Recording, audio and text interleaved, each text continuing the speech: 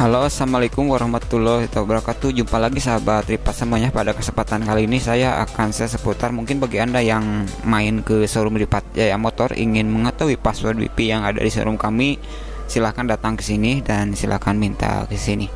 Tetapi pada dasarnya untuk pembahasan kali ini mungkin agak panjang karena saya harus menjelaskannya biar tidak gagal paham bahwa pembuatan program ini di sini saya beri nama Ripat WP Attacker. Jadi ini program untuk pengujian terhadap jaringan maupun terhadap modem, jenis modem maupun jenis router yang ada saat ini. Dan sekali lagi bahwa program ini hanya untuk tujuan pentesting dan untuk tujuan edukasi, dan program ini tidak akan saya publikasikan secara komersil. Dan sekali lagi bahwa program ini hanya bertujuan untuk pentesting dan tidak akan saya publikasikan secara komersil.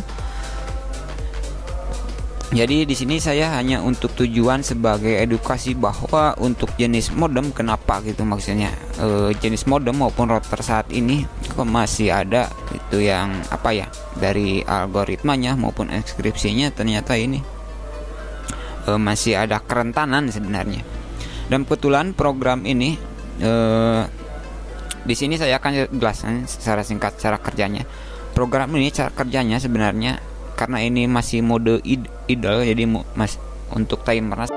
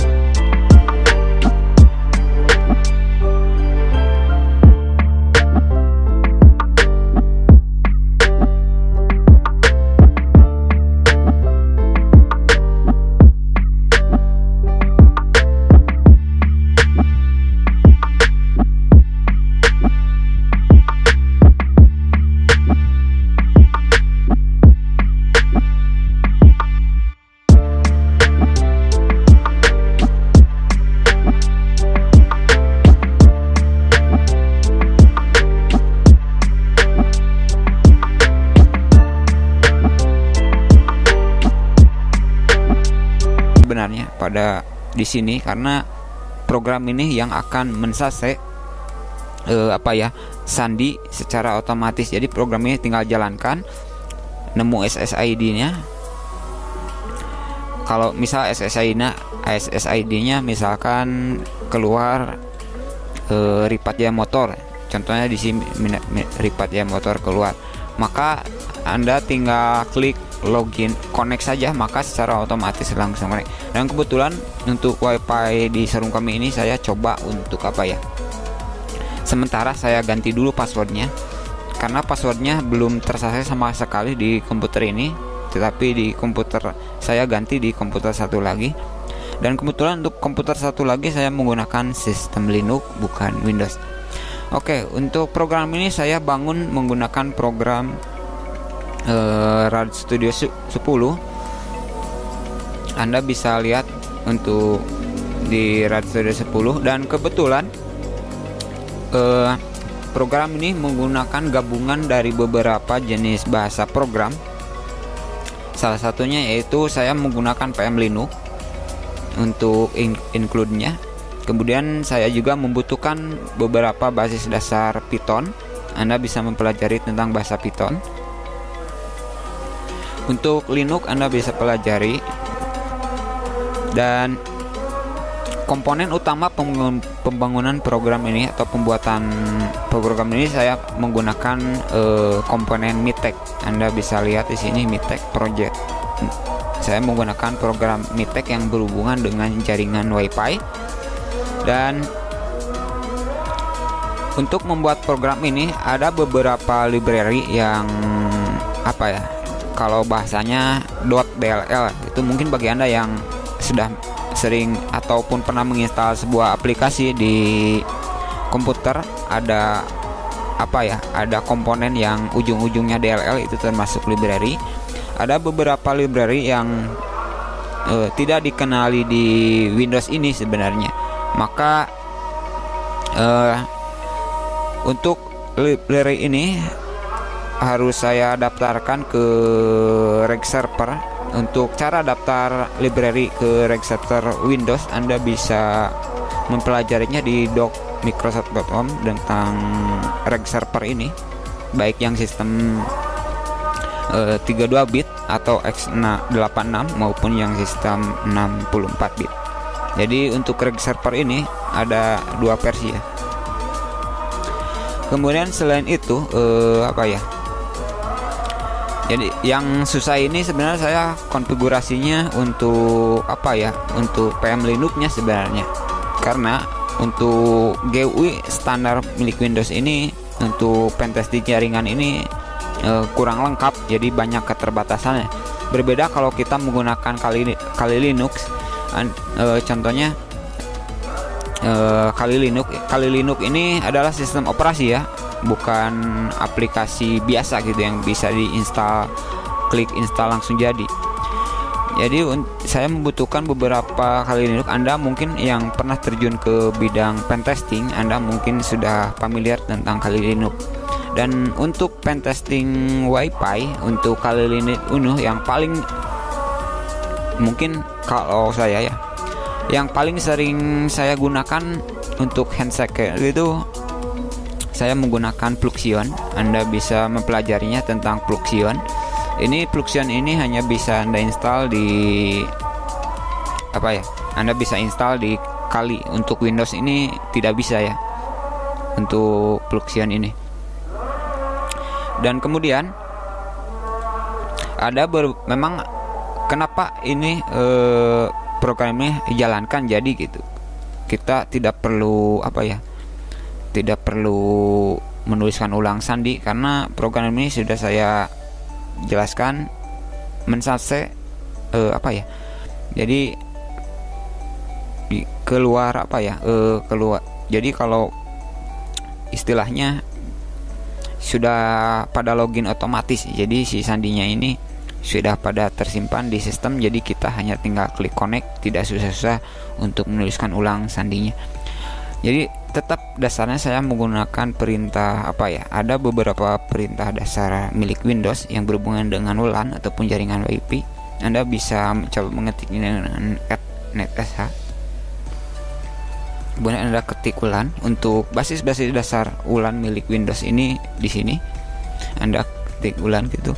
Kemudian Anda untuk informasi basis perintah-perintah dasarnya Anda bisa ketik untuk informasinya gitu. Anda bisa ketik tanda tanya saja gitu.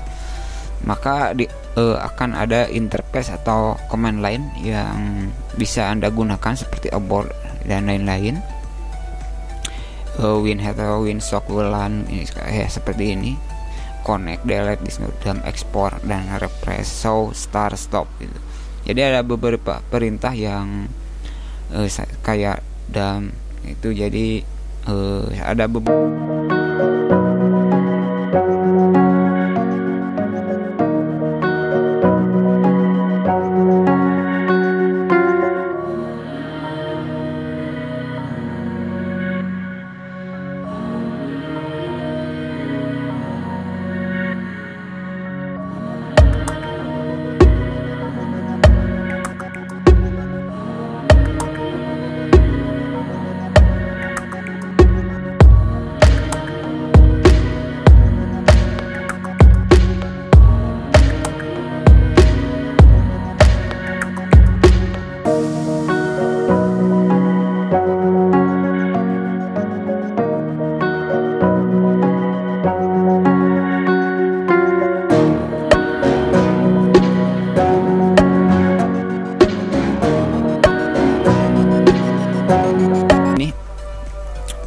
program ini karena menggunakan MAC address random, tujuannya yaitu mungkin si router ataupun si modem pada jaringan yang akan diserang tersebut menggunakan berbagai jenis firewall yang memblokir tentang MAC address.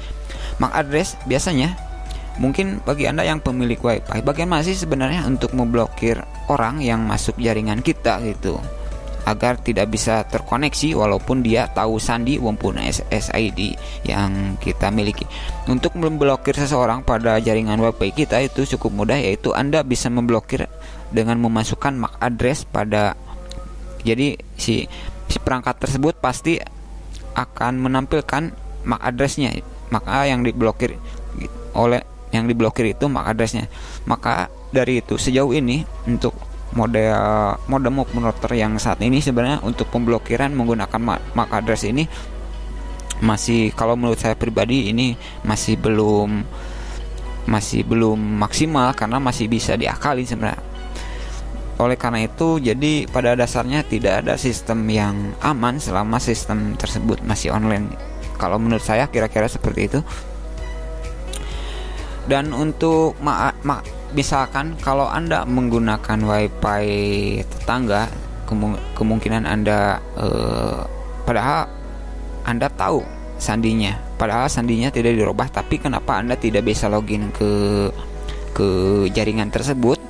Kemungkinan besar MAC address perangkat Anda, baik yang ponsel Android maupun komputer, berarti sudah diblokir oleh router maupun modem tersebut. Sebenarnya untuk menghindari hal tersebut sangat mudah sekali. Anda bisa menggunakan aplikasi MAC address change. Anda bisa di-download di situs techinium.com. Jadi ini MAC address ini bisa menceng ataupun bisa merandom. Jadi MAC address asli bawaan komputer Anda ini tidak akan terlihat atau ketika Anda mencoba login ke suatu modem maupun router.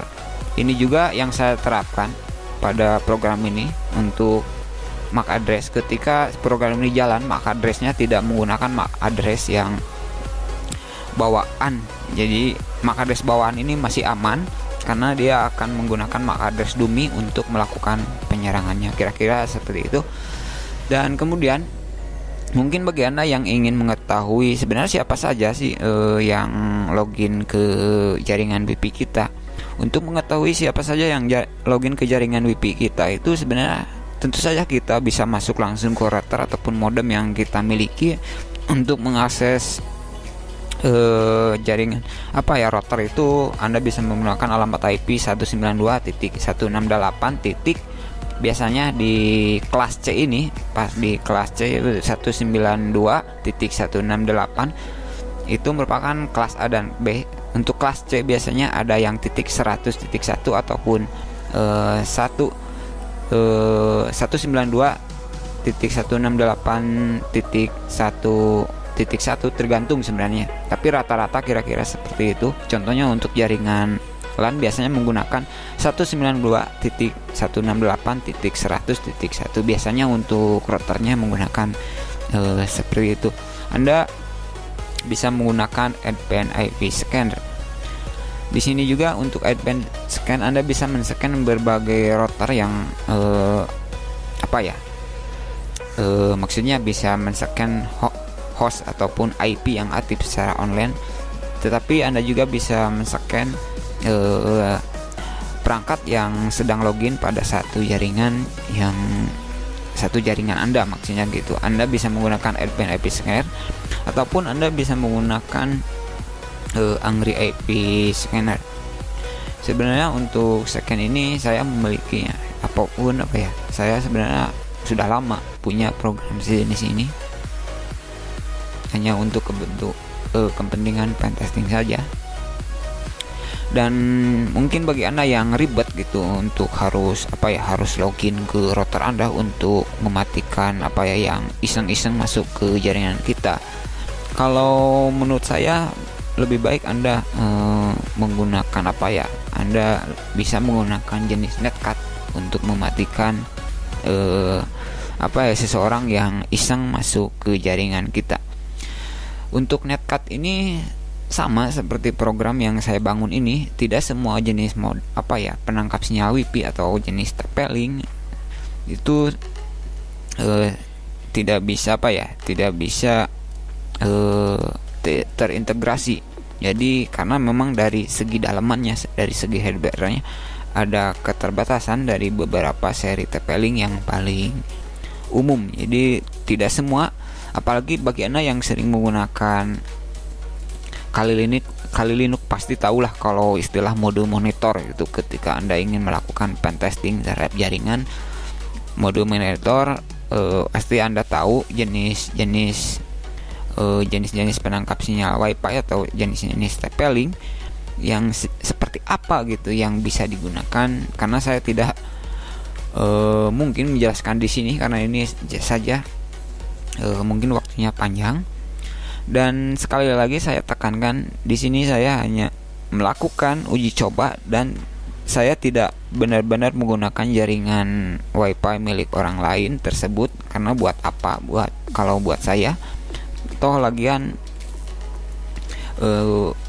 WiFi jaringan sendiri saja tidak akan habis 1 bulan begitu. Jadi buat apa? Di sini saya hanya melakukan pengujian saja. Oke, jadi pada dasarnya program ini hanya untuk pengujian saja. Jadi pada dasarnya bagi Anda yang berharap-harap besar ingin mempelajari seputar pentesting ataupun dunia penetrasi di Windows itu, jangan terlalu banyak berharap besar karena di Windows itu sebenarnya terlalu banyak kekurangan untuk kalau Anda niatnya untuk pentesting itu. Tapi Windows itu kelebihannya yaitu enaknya kita untuk perkantoran sebenarnya. Kalau untuk pentesting itu sekali lagi saya sarankan Anda untuk mempelajari sistem sejenis Linux, yaitu Kali Linux. Kalau dulu ya tahun berapa saya mungkin kalau dulu ini masih Backstreet ya, karena ada yang terakhir itu Backstreet 5 ya kalau nggak salah ya, Backstreet 5. Karena saat ini sudah berubah jadi Kali Linux untuk turunannya. Oke, jadi saya tidak perlu banyak.